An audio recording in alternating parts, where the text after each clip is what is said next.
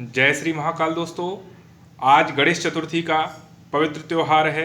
आप सभी मित्रों को गणेश चतुर्थी के पावन पर्व की ढेर सारी शुभकामनाएं। भगवान श्री गणेश का आशीर्वाद आप और हम सब पर बना रहे। सारी प्रकृति भगवान श्री गणेश के आशीर्वाद से प्रसन्न चित्त रहे। मित्रों, हमने अपने लास्ट वीडियो में व्याकरण के बारे में कुछ जानने का प्रयास किया। सर्वाधिक प्राचीन व्याकरण ग्रंथ महर्षि पाणिनि द्वारा लिखा गया था अष्टाध्यायी, जिसके बारे में भी हमने चर्चा की। साथ ही जाना कि व्याकरण की आवश्यकता क्यों है, वर्णमाला की आवश्यकता क्या है। तो किसी भी भाषा को सीखने के लिए उसके वर्णमाला का ज्ञान होना आवश्यक है। यहाँ हमने जाना कि हिंदी भाषा को सीखने के लिए हिंदी की वर्णमाला को सीखना आवश्यक होता है। उसका शुद्ध पठन पाठन लेखन के लिए उसके व्याकरण की आवश्यकता होती है। इस व्याकरण के अंतर्गत सर्वप्रथम हम वर्णमाला को सीखते हैं और वर्णमाला में हमने देखा कि कितने वर्ण हैं, 52 वर्ण। यहाँ मूल स्वर 11 और मूल व्यंजनों की संख्या 33 बताई मैंने। साथ ही बताया कि मुख के विभिन्न भागों से हम इन वर्णों का उच्चारण करते हैं और इनको समझाने का आपको प्रयास किया। साथ ही मैंने अपने टेलीग्राम ग्रुप और फेसबुक पेज, जो लोग नहीं जुड़े हैं फेसबुक पेज से या टेलीग्राम ग्रुप से, वह ज़रूर जुड़ें। डिस्क्रिप्शन में टेलीग्राम की लिंक दे रहा हूँ, FB पेज की लिंक दे रहा हूँ। Facebook page Hindi by Pachauri sir करके आप सर्च कर सकते हैं फेसबुक पर और वहाँ जुड़ सकते हैं। वहाँ मैंने 2 स्पष्ट चित्र डाले हैं जहाँ से आप कंठ तालु मूर्धा दंत ओष्ठ को समझ सकते हैं। साथ ही मैं आज आपको और समझाने का प्रयास करता हूँ, क्योंकि मुख के विभिन्न भाग आपको जानना आवश्यक है। हम जानते हैं कि हमारी वर्णमाला बहुत ही वैज्ञानिक पद्धति पर आधारित है, बहुत ही वैज्ञानिक है। तो इसकी शुरुआत यदि हम कहें तो जहाँ हम कंठ से सर्वप्रथम शुरुआत करें तो यह आपका कंठ है। जब आप मुख के विभिन्न भागों को देखें तो एक क्रम के साथ इनके उच्चारण होते हैं। तो यदि कंठ की बात करें, मुख के कंठ से जब यदि आप आगे की ओर आते हैं मुख में, तो कंठ के बाद जो भाग हमको मिलता है वह मिलता है तालु या तालव्य। इसके बाद हम मुख में और आगे बढ़ते हैं तो तालु के बाद हमें जो हिस्सा प्राप्त होता है मुख का, वह होता है मूर्धा या मूर्धन्य। इसके बाद हम मुख में और आगे आते हैं तो हमारे मुख के और आगे का भाग मिलता है हमें दंत, और दंत के और आगे जब हम मुख के भाग पर आते हैं तो यहाँ मिलते हैं हमको ओष्ठ। तो मित्रों, एक क्रम के साथ यदि आप मुख में इनको समझेंगे, इस क्रम में याद रखेंगे, इस क्रम में समझने का प्रयास करेंगे तो आप इसमें गलती नहीं करेंगे।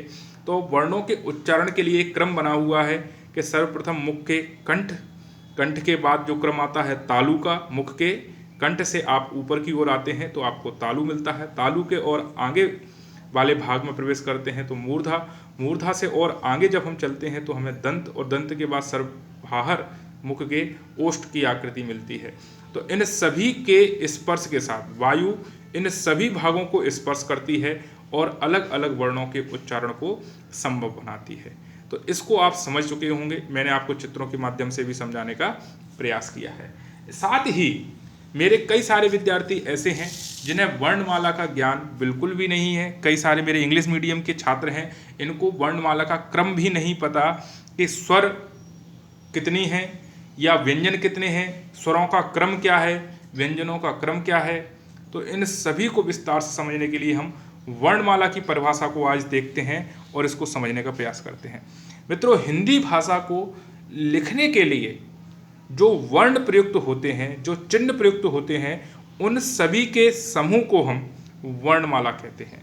या दूसरे शब्दों में कहें, जो सभी पुस्तकों में मिलती है परिभाषा, कि वर्णों के व्यवस्थित समूह क्रम को वर्णमाला कहते हैं। इन वर्णों की संख्या 52 है, जिन्हें हम 2 भागों में डिवाइड कर देखते हैं। पहला है स्वर वर्ण और दूसरे हैं व्यंजन वर्ण। वर्णमाला को हम 2 भागों में डिवाइड कर देते हैं। वर्णमाला को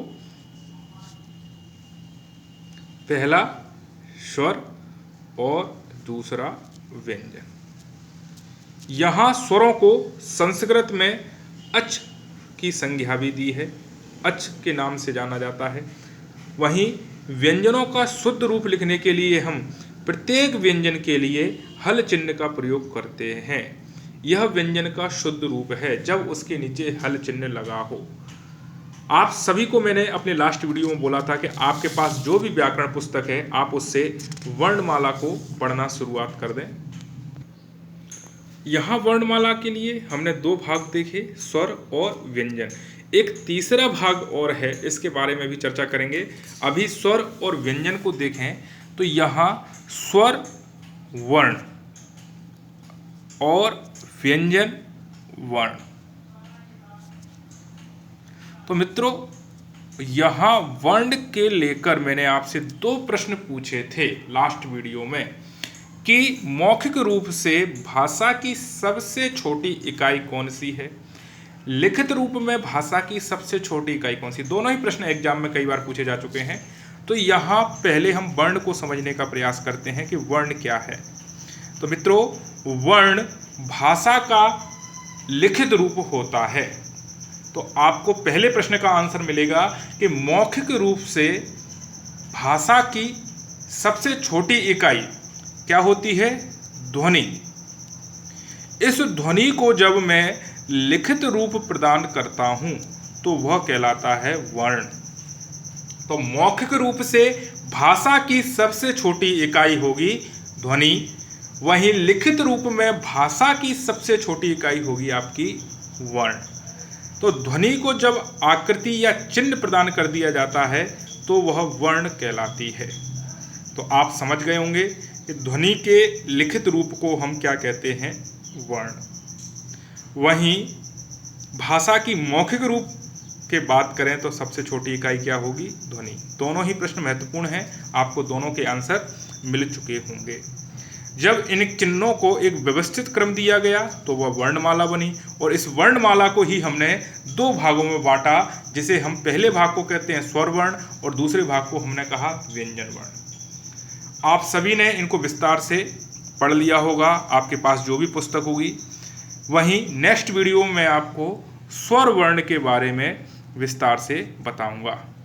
आप सभी को इस वीडियो के नीचे कमेंट बॉक्स में बताना है कि स्वरों की संख्या आप कितनी मानते हैं, 10, 11, 12 या 13। आपको क्या आंसर मिलता है आपकी व्याकरण पुस्तक से। इन सभी के बारे में हम नेक्स्ट वीडियो में चर्चा करेंगे जब आपके आंसर कमेंट बॉक्स में मुझे मिल जाएंगे। तब तक के लिए जय हिंद, जय भारत। मिलता हूँ नेक्स्ट वीडियो में। धन्यवाद।